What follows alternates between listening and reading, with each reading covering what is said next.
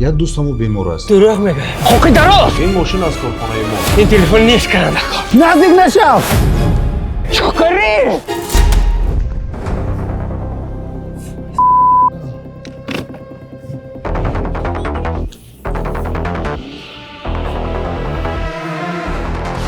خوکی درست. نیست.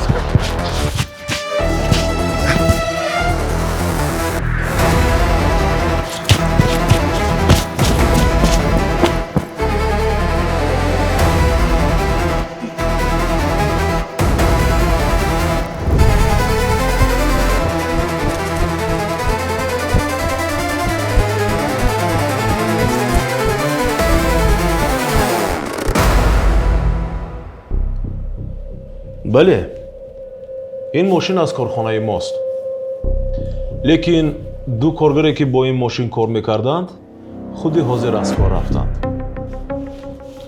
همه رقم‌های تلفنشون رو داده میتونید؟ برای چی به شما لازم؟ یک دوستمو بیمار است. دوریه رو به اونها روان کردن لیکن شاید فراموش کردند که هیچ نیز زنگ زنند. خوب حاضر؟ الو یک بار به نزدم دارید؟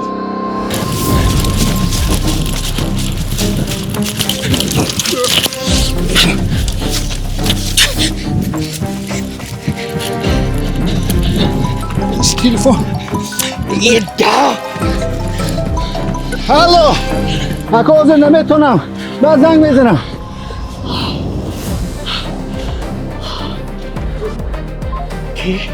اونه که ما در بیمارخانه زده بود میخواید با ما بخورن بخشش پرسیده نیست. دروغ میگه. دیگه تلفنشو بردار. بهترش این تلفن نیست کننده کار. اومد.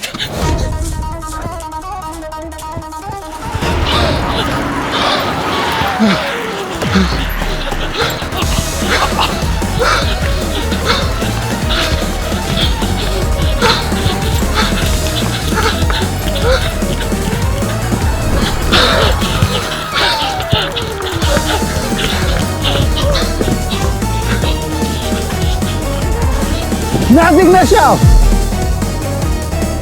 یک قدم دیگر گرمونی میپرسون. نزدیک نشو. چکری.